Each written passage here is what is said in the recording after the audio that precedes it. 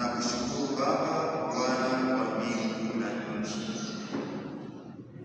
Na anaposhukuru namna hiyo, anataja na mengine yanayoendana na shukrani yake. Kwa kuwa mambo haya uliwaficha wenye hekima na akili, ukawafunulia watoto wachanga. Sababu yake ya kushukuru: uliwaficha wenye hekima na akili, ukawafunulia watoto wachanga. Na kushukuru na kushukuru. Wapendwa, tunaalikwa na Baba wa Kanisa kujifunza namna ya kusali kwa kumtazama Kristo mwenyewe, lakini zaidi sana hata mababa wa Kanisa wao wenyewe na kutufundisha kwamba namna nzuri ya kusali tunaanza kwa kushukuru na kushukuru. Asante Mungu, asante Baba. Sala ya shukrani, licha ya mengine ambayo yanaweza kuwa yanajiri katika ukweli na uhalisia wa maisha yetu, tunaanza na shukrani. Kipindi Yesu anamshukuru Mungu namna hii,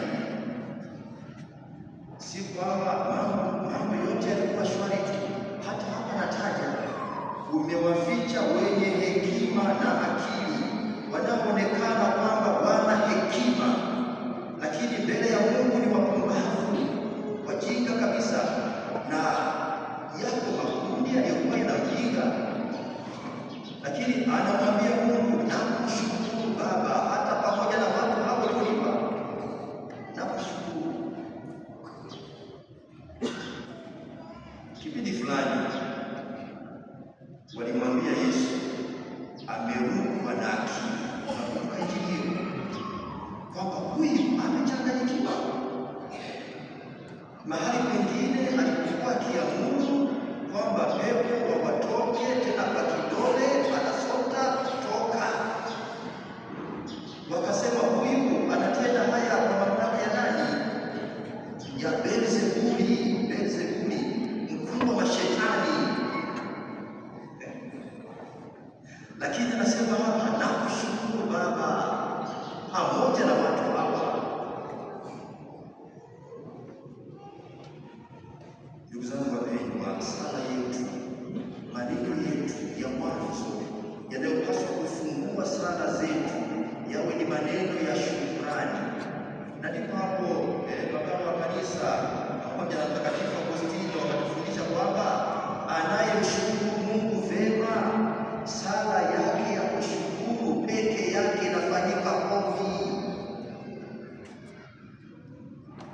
Mshukuru Mungu, mshukuru Mungu, mshukuru Mungu, pamoja na mengine yote yanaweza kuwa yanajiri katika maisha. Sala isipoanza na shukrani, ikaanza na maombi tu, mwisho wake huwa ni malalamiko. Mungu, mbona huoni wewe? Mbona nimekuomba miaka yote hii, mbona hili sipati? Mbona mambo yanazidi kuwa mabaya?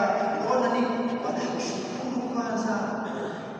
Mambo hayajaharibika sana, bado uko mzima, bado na afya, bado natembea, bado na nguvu. Kuna mengine ambayo bado unayo wewe na wengine hawana, na wengine mpaka wanakutamani kwa jinsi ulivyo, kwa hali ulionayo, kwa mafanikio uliyoyapiga, kwa nafasi ulionayo. Tumshukuru Mungu, tumshukuru Mungu. Wazo la kushukuru. Tupo katika kipindi ambacho tumeanza kusali zile misa zetu za shukrani, tunaziita za matomoro, shukrani ya mwaka. Tutajitahidi kuelezea shukrani hiyo, na mwingine kwa sababu alishazoea kusema kwamba ni shukrani ya mwaka huu sijakuna, sina chochote, mwaka huu ni mgumu.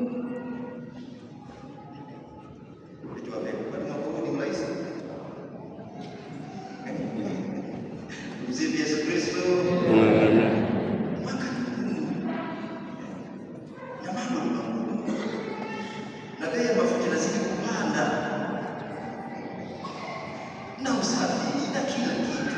Mambo ni magumu,